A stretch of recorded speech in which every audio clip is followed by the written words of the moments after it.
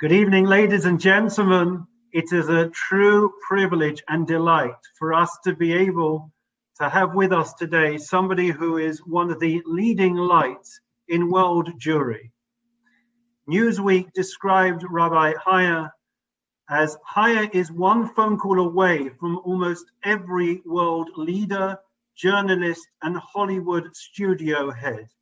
He is the dean and founder of the Simon Wiesenthal Center, the Museum of Tolerance, and Mariah Films. Rabbi Hier was the first Orthodox rabbi in American history to be invited to deliver an invocation of a presidential inauguration, and he was the first American to be chosen by the government of Israel to light the torch of remembrance on Israel's Independence Day. He is also a recipient of 2 honorary doctorates, and in 2007 and 2008, Rabbi Hier was named the most influential rabbi in America by Newsweek.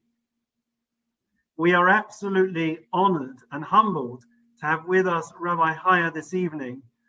Good evening, Rabbi Hier, and thank you so much for joining us. Rabbi Hier, if you want to unmute yourself. If you want to unmute yourself, Rabbi Hier. Yeah. Thank you very much. I'm delighted to be here with you and looking forward to our schmooze together.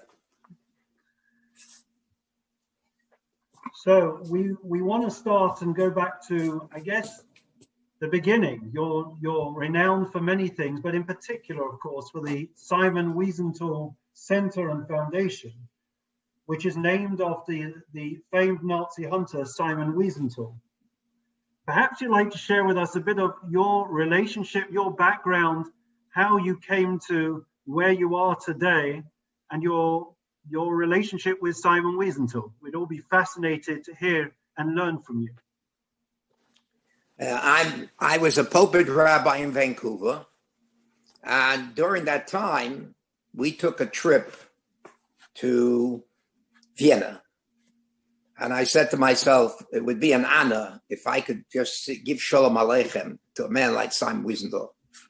I took a taxi, went there. He happened to be there. He came outside, gave me Shalom Aleichem. I said to him, to a person, he said, you want to ask me something? I said, yes. You're a person that you were not trained. How did you get into the Nazi hunting? You were an architect by profession. And he said, I didn't go to a yeshiva, but I know the Jewish expressions, and the expression of Ein Brera, I have no choice. They murdered 89 members of my family. You think I could still build houses as an architect after that? So I said, what could I do to make up for the 89 members of my family that they murdered? Go after those Nazis. And that's how I became a Nazi hunter. And I'll tell you one other interesting story that I think you will enjoy. Simon Wiesenthal. So later on, when I came to ask him permission to to give his name on the Simon Wiesenthal Center, he said, come over to the Intercontinental Hotel and we'll have a schmooze. And he knew I'm an Orthodox rabbi, so I'm not going to, except for maybe fruit, I won't do it. He knew that. But there was something I couldn't understand. So first thing I said to myself, maybe he has a hearing problem. He was speaking as if he was davening Rosh Hashanah Yom Kippur in front of 1,000 people. Loud. The whole Intercontinental Hotel could hear what he's saying to me. And I thought it's, that maybe he doesn't understand. And he saw that I'm a little uncomfortable, that he's speaking as if for hundreds of people. So he says to me, Rabbi Hier, I see you want to know why I'm speaking loud. Let me tell you. I was in 5 or 6 concentration camps. There, I couldn't speak at all, say one word. And what happened? He said, I was in this camp, they told me, do not say one word. Otherwise, they will do terrible things to you. So now I'm sitting here in the Intercontinental Hotel, Rabbi Hier, with you. Take a look at the people around there. Are they bar mitzvah boys, 13 years old, or are they 70s and their 80s? Where do you think they was, these Austrians, during the war? You think they were defending the Jews? They were defending the Nazis. And I want to tell them, give them a message. Things have changed. Let's see now if you have the nerve to come over to tell a Jew, you can't do this. He says, you know what I will do with them? I go right over to their table and I say, what is your name? And what did you do during the Second World War? Which army did you serve? And that's the kind of person he was. And the other thing I know about him, which I think people will never go. I used to tell all my friends, never go in a car with him when he drives. Because when you begin the conversation, he doesn't look at the wheel. He looks at you. And he turns in this direction, and then almost an accident. I said, Simon, please, let's talk. He said, Rabbi Hier, if they didn't kill me in the camps, they're not going to kill me now. A beautiful story. Thank you for sharing, Rabbi Hier. So you've established so many amazing educational opportunities, and your life's work really has been about tolerance, against discrimination, anti-Semitism. Where are we now? With all your work, where are we in terms of anti-Semitism, racism? Have we made any progress, or are we actually regressing? Well, the truth be told, that we have made tremendous progress. The Ribono Shel Olam gave us a great miracle, the state of Israel.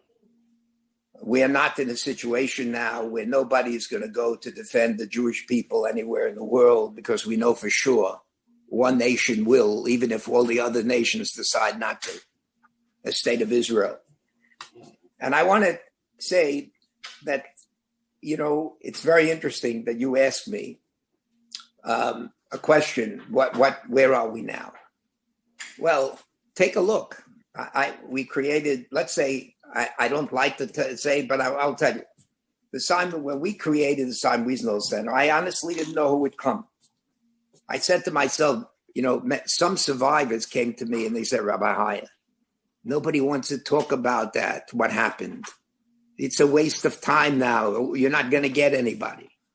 Well, let me tell you, since the center opened its doors, we have 7.5 million visitors, the overwhelming majority non-Jews. We had 4 presidents of the United States, 6 prime ministers of Israel. By the way, Tony Blair liked very much his visit at the Simon Wiesenthal Center. When we showed him the Hitler letter, he couldn't believe it. We have the only Hitler letter. Most people think that Hitler started his ideas in the 1930s, the early 30s, when he went to Germany and became a politician. But people don't realize that there was a letter of September 16, 1919. In that letter, September 16, 1919, signed and dated by Adolf Hitler, he wrote, first of all, he had a sentence where he blamed Jews for the Spanish flu. That's what he had in mind. And then he said, we have to do something about the Jews. And he said, my program is the final objective would be the total removal of the Jews altogether. He dated it and signed it. 22 years later, he begins implementing exactly what he wrote in that letter.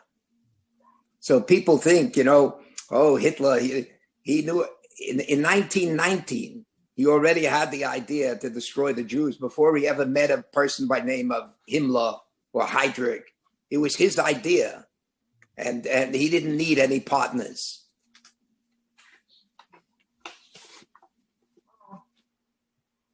Rabbi Hier, first of of all, I want to thank you so much for being on here, because for me, the silver lining of COVID is actually being able to have this conversation with you, because we've tried for a long time to get you as scholar in residence to our shul in Woodside Park, and we haven't managed. So for me, tonight is a silver lining. So thank you for being here. And I'm also feeling personally very emotional. And I wonder if it's because I'm the daughter of a Holocaust survivor, as you know, most probably from my sister. I'm sure she must have shared the story of our family with you. So just listening to you, I'm just feeling very emotional. And the question I want to ask you is, you know, we're under question of anti-Semitism. And do you, with everything that we see in the media today, do you think it's worse in Europe today, or do you think it's worse in the States? Well, I think that both are problematic. I want to tell you something. Baron de Rothschild, the Simon Wiesenthal Center, we were active. We joined the United Nations as a nonprofit, and we did many programs for them in Africa that they asked the Museum of Tolerance to do. So we came up with an idea.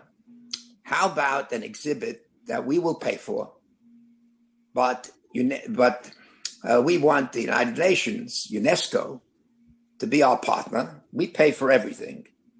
The 3,500-year relationship of the Jewish people with the land of Israel, and to send that exhibit everywhere in the world, 30 panels.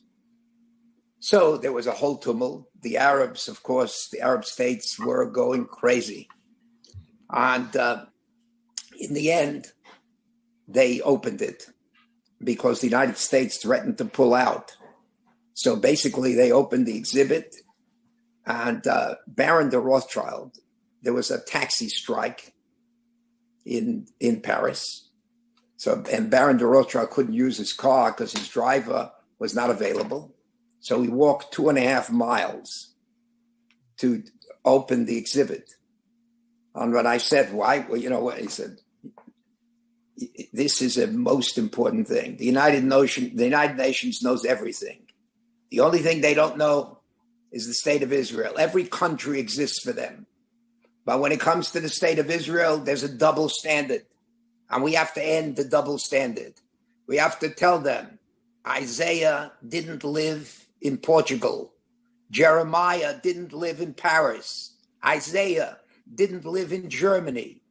They lived in a place called the land of Israel, which wasn't born in 1948. It was born a long time ago and was the place of sojourn of the Jewish people. And UNESCO had no choice, and they put the exhibit on, and it said co-sponsored by UNESCO and the Simon Wiesenthal Center, because we said to them, if you don't do it, don't ever come to the Museum of Tolerance, that we should co-sponsor another exhibit, because we don't like one-way streets. So following on your answer, you know, you set up this amazing institution in 1977, the Simon Wiesenthal Center, and it stood for tolerance and for all the other impressive values that it stands for. Has the center's aims and objectives changed since then, or has it stayed the same? Are we still in the same place? No, it changed dramatically. Non-Jews, it's essential. Of course, we have to teach the new generations of Jews what happened during the Holocaust and the anti-Semitism. But if we don't reach out to non-Jews, we'll be talking to ourselves and we won't have any friends. Museum of Tolerance reaches out to the non-Jewish community. And non-Jew, the Dalai Lama came to the Museum of Tolerance. He said, unbelievable. He couldn't believe it. King Hussein became a member of the Museum of Tolerance. When the king had surgery in the eye clinic here in Los Angeles, I went to visit him. So he takes out a wallet. He's a king. He takes out a wallet that I'd be ashamed to carry. An Alton wallet that looks to me like, you know, it would be an embarrassment. And I'm thinking to myself, what is he taking out of this wallet? He's taking out the wallet to show me his membership card of the Simon Wiesenthal Center and Museum of Tolerance. And I said to myself, that's the point, to influence non-Jews. It's true, we cannot The Jewish people, how many are we? We cannot, if we don't have any friends out there.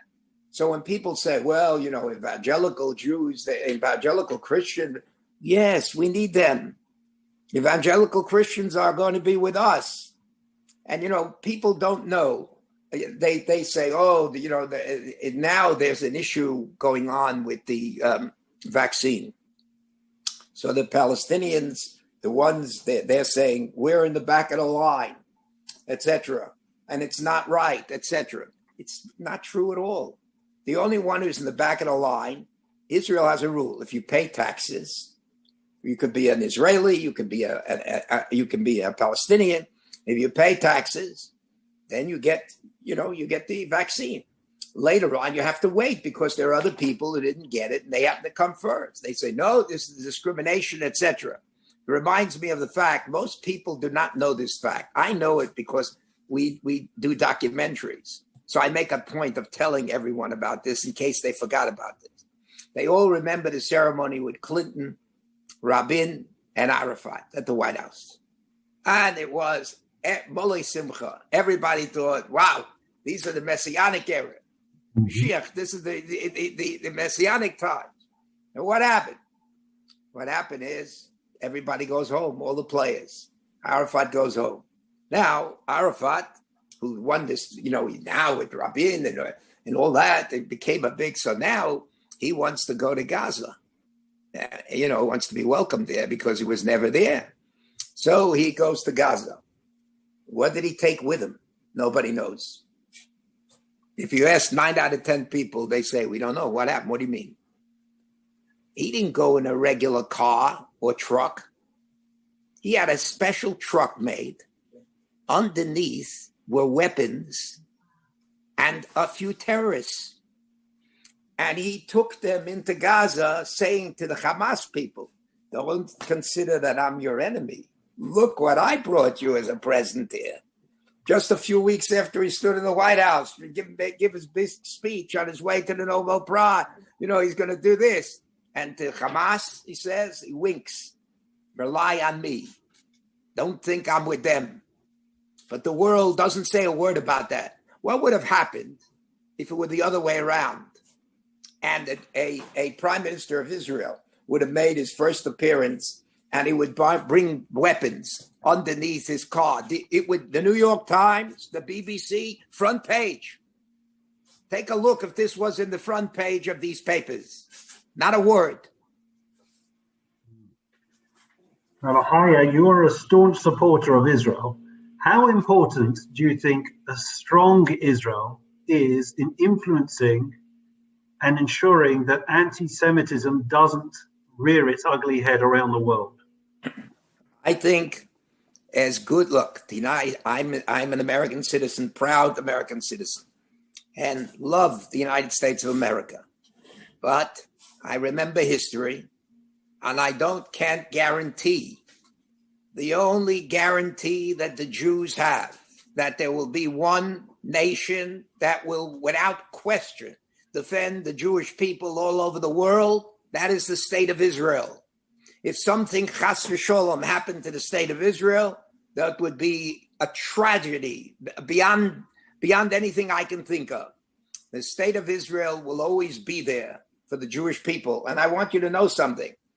The world also forgets, we happen to own the originals. So we look at these pictures sometimes. Someone donated them to us. And, so we have copies of this.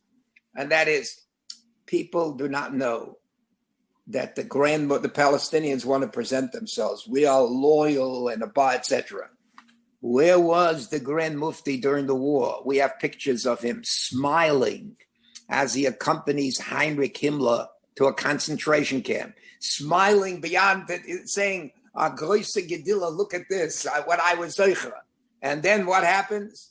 The portrayal in the world is, no, the Grand Mufti, and where was the Grand Mufti during the war? He was with Adolf Hitler and Heinrich Himmler. Those were his chaverim. So we have to apologize for them, for the Palestinians. So the state, if we don't have the state of Israel, ochem vei to the Jewish people.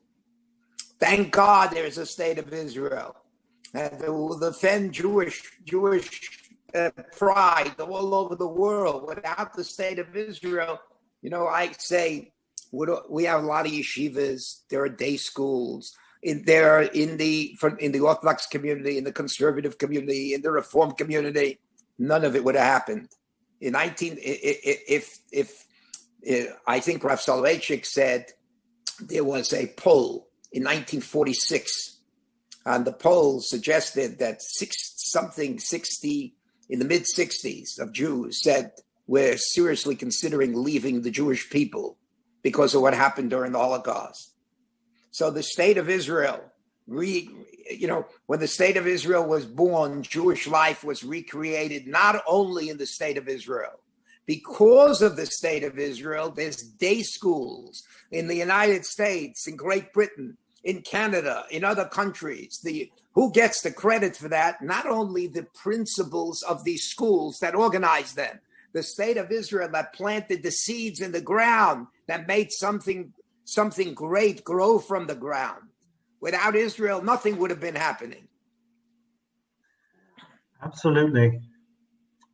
We're fascinated, Rabbi Hier, to try to understand and appreciate how you made this transformation from being a communal rabbi to being this world leader, pioneer, iconoclast who has achieved things that are simply unparalleled by any other Jewish leader. What drives you and what drove you to do what you have done? What made you in the first place establish the Simon Wiesenthal Center? Well, I'm going to tell you two interesting things. Okay. And I hope you'll find this interesting. I had a Rebbe in the Yeshiva Rabbeinu Shlomo Kluger elementary school, before I went to RJJ. In that yeshiva, there was a Satmar Chosid who was a Rebbe, Rabbi Yankel of Flansgraben, who on my bar mitzvah teacher also.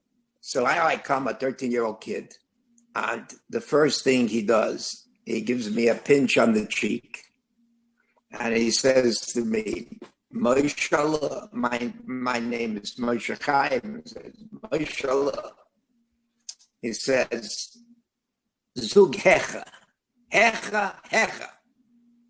Start louder and louder. So I said, he said, he says, I'll tell you why. He says, I want you to say your Haftorah for the millions of Jewish children that were murdered by the Nazis that never had a bar mitzvah. Be motzi them. Say it loud. Say it loud that the shul, the members of the shul will know, never again. And he was a Satmar Chosid. And so from Rabbi Yankel of Flansgraben, he influenced me. And that's when I got the kernel of the idea about the establishment of the Simon Wiesenthal Center, to call up Simon Wiesenthal to ask him for that permission to do that. Wow. From Rabbi Yankel of Flansgraben. Wow. And I tell you something else. What's that? Yes, I'll tell you something else. Everything is bashered. And I never would have believed. So Mr. Wiesenthal gave us permission. So now what we had to do, so you have permission, but how you gonna get, by the way, some survivors said, you don't need to do it. We don't want to bring up that bad. So I didn't even have a telephone. We bought the building, and I had a long extension wire, but so I put the long extension wire about 150 feet, and we were then trying to build a building, and this was my only telephone. The phone rings, and on the phone is Mickey Rudin, a lawyer, and he talks to me in a tough voice. Are you Rabbi Hier? I said, yes. Mickey, are you going to be in your office for 2 hours? I didn't want to tell him exactly. It's a little bit of a lie. I was ashamed to say, I don't have an office. I have an extension cord of 150 feet, but I don't have an office. So he said, I said, why are you asking? He says, why? Because you're going to get a call from Frank Sinatra. I said, from Frank Sinatra? I said, why is he calling me? He said, that's a good question. He says, I'm his lawyer, but he doesn't listen to me. He's going to call you. So Frank Sinatra, about an hour and a half later, he called. He said, Rabbi, I read in the paper that you're going to build the Simon Wiesenthal Center. He said, I have great respect for that man. He said, can you come to my house on Sunday? I want to help you. Of course, I was like, I couldn't believe it. So I said, where do you live? He said, I live in Palm Springs, which is about 2 hours. So my wife and I drive there. And Frank Sinatra takes out, he calls in a person he did business with. They have a Jewish directory of Jews living in Palm Springs and in Florida and other places. Brings that man in with his partner into his house with his wife, Barbara. And he starts making calls and soliciting people to be helpful, to help start the Simon Wiesenthal Center. Later, I learned even more interesting things about him. And first, he became a member of our board of trustees. And because of that, so many stars in Hollywood all joined Frank Sinatra. But most people do not know that Frank Sinatra, during the creation of the State of Israel, before the creation, Teddy Kollek was in New York, and Teddy Kollek was there raising funds to try to give for supplies, arms. What happened? So Teddy Kollek was in the office building of the Copacabana nightclub, where Frank Sinatra was in the evening.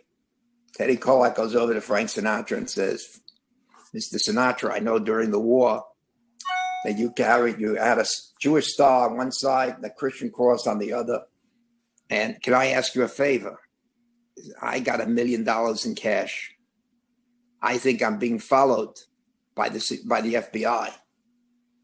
Is it possible for you to take the $1 million and give it to the captain of a ship that is weighted with arms, late 46, 47?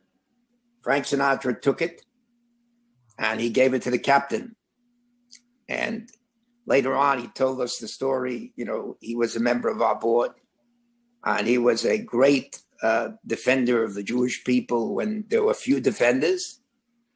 And because of him, many other stars, that's how we got when we started our film division. That's how we got all these stars that they said, if Mr. Sinatra's in, they're in too. And I've so great developed. Speaking about the stars and how lovely how you can just name drop, people we just hear about. So many people dream of getting an Academy Award, and you have achieved 2 for your Holocaust films. Wow. Does this rank amongst your proudest achievements? Well, I thought it's my proudest achievement is that I'm carrying on the tradition of my parents and grandparents. That's the proudest tradition. The other thing is I've learned the lesson that you can't tell that people are in a different area. Like there are some people who say, whoa, these Hollywood, and they give you a negative thing. If you don't know something, and also a lot of it is our fault. If you don't try, the answer is always going to be no. And in the end, many of the Hollywood people are behind the Simon Wiesenthal Center, not only here, but the one that we're building in Jerusalem. And this is a good thing, not a bad thing. And there are times where we disagree with them when they, and in a free country, we say it. But, look, I can tell you one thing. It's a good story. Even on the Lower East Side, there were rich people and poor. My parents were poor. My mother was, so she sat in the bench in Grand Street. And there was a lady who was wealthier and never spoke to her. The night that I won an Academy Award, the first one, narrated by Orson Welles and Elizabeth Taylor, I get a call the next day from my mother, and she says, Moshe, you'll never believe what happened. Remember that lady, she never spoke to me. She came over to me and said she was watching the Academy Awards. And so see, my mother said it took an Academy Award to make one Jew talk to another. That's a good one. Unbelievable. Before we come, Rabbi Hier, to a few questions from the audience, it's been absolutely fascinating and you've enthralled our audience. One final question from us. You've been a very influential, inspiring rabbi and leader to so many for so long. In terms of mentoring the next generation of leaders and rabbis, what would be the message that you would want to give to them as to the message that they need to give to the next generation? Well, I always say like this. People, no matter if they went to yeshiva, they went to a day school, they didn't go to a day school or a Beis Yaakov or anything else. They should learn from our history. And from my history, you can learn, there's a beautiful subject, Rabbi Soloveitchik says like this, Rabbi Joseph B. Soloveitchik. It says, our ancestor, Avram, was not a poor person. He was a very wealthy person. But what happened? And so the question is, if you're a very wealthy person, all the hierarchy of that society went to his home. And Rav Soloveitchik says, so why does the Torah say, he's got such a big home, why does the Torah say, V'yoshev el Pesach ha'oel kechom hayom, and Abraham was sitting at the entrance of the tent in the heat of the day, no air conditioning. And you got a big home inside. So what are you sitting outside? So Rabbi Soloveitchik says, you know why he was sitting outside? The moment they found out that Avraham Avinu said, count me into Judaism, I'm a Jew. That's who I am. All the nobles that used to flock to his home never came again. So if he wanted to speak to a person, he had no choice but to sit at the entrance of the tent in the heat of the day. And ever since then, the Jewish people, that's how we exist. The people that one could be a doctor, he's a psychiatrist. This one is an entertainer. The other one is this. In the end of the day, Yoshev el Pesach Oel Kechol Mayom, in the heat of the day. So let's be smart. If we're sitting in the heat of the day, let's accomplish something. Let's make sure that future generations of Jews still are committed to Yiddishkeit. That's the best thing we can defy the anti-Semites and the haters of the Jews.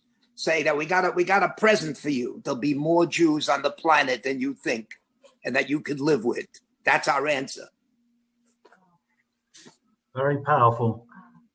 Rabbi Hier, one of the questions we've been asked is, if somebody were to come to your center, what would be the one exhibit, the one thing that you would want to show them for them to leave with a lasting impression? What would it be? Well, the Anne Frank.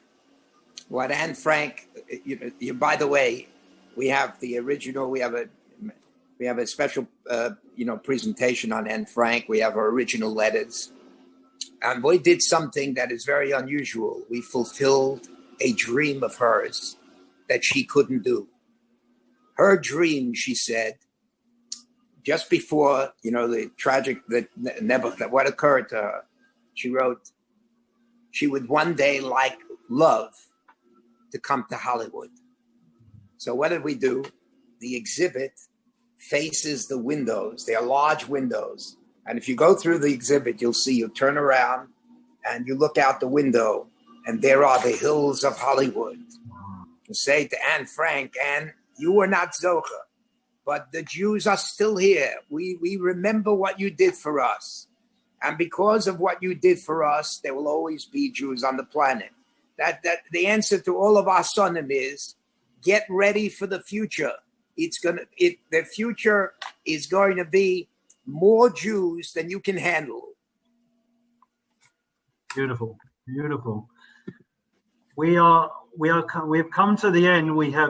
There are many more questions that people have, and I don't know where the time has gone, because we have been enthralled by listening to you, Rabbi Hier. You have lifted our spirits despite the COVID and pandemic and the lockdown, and you have inspired us to do even more, to continue your work and the work of Simon, that's the values that Simon Wiesenthal stood for, of tolerance and understanding. Sorry, just before we finish, I have one more question, and I've been told that I should take it. Okay. The final question is, help us understand the transition from pulpit to your current role. What's that? People want to understand how you made the transition from being a pulpit rabbi to being to your current role. Well, I was a rabbi in Vancouver, and I used to look at the shul. On Yom Noraim, we were packed, 1,300 people. And on a regular Shabbos, 100 people. You know, and so I said to myself, where are the people? And so what happened was, I said to myself that, look, we go over the Sedra, the rabbi speaks, we have a shir, etc. But there's got to be a better way than where we can reach people. I said to myself, you know what? That it wouldn't be a bad idea to create such an institution. And then I said, the best way of doing it also is to make sure that that institution produces movies. Because there are people not coming to shul, but they'll go to see a movie. And that's how they'll learn. In other words, our sages did not tell us that, I'm sure Avraham Avinu would be maskim, that when you meet your first Jew, you say, come on into my house. Let's start learning Bava Kama. And so he started learning Bava Kama. Before there's a Bava Kama, there has to be a commitment. Something has to move in the person's heart and mind. So I said to myself, I can't do that in the pulpit, because a pulpit, you have the members and you have the community, but you can't go beyond there. For the Simon Wiesenthal Center, it would be possible to do that. And we called it Mount Moriah, because that's where Avraham Avinu, that's where it started. So our film division is called Moriah Films, meaning what's the purpose of our film? That you should never forget Moriah, Hara Maria, what the Jews did for mankind, and that the Jewish people were created. So I said, you know what? I was 16, 15 years in the Rabbonis. Now it's time to next phase. Rabbi Hier, I have to tell you that as has just been commented by Gary, one of our members, you really were and are a pioneer. You're ahead of your time. Many rabbis are just waking up to the digital age and the fact that we have to make movies and we have to come out of the synagogues to the people. You were ahead of your time and did this and have done this for however many decades. You really have been an inspiration. We know that we say, Ki mitzion teitzei Torah, Udva Hashem Yerushalayim. I think we could paraphrase it and borrow it from the Simon Wiesenthal Center, Teitzei Torah. The values of our Torah are coming out and are bringing a tremendous bright light and warmth of morality and coexistence and tolerance and love to each and every person in this world. Please God, your voice and the voice of your institution will continue to resonate the world at large. And we wish you health and continued koyach and success in all your endeavors. On behalf of Woodside Park, on behalf of everyone in the United Kingdom, thank you, Rabbi Hier, so much for taking time out and joining us tonight. Wishing you so much. It was my pleasure. And as they say, they'll always be in England. Thank you so much, everyone. Good night. Good night from us. Take care. All the best. Good night. Thank you so much. Thank you, Rabbi Hier.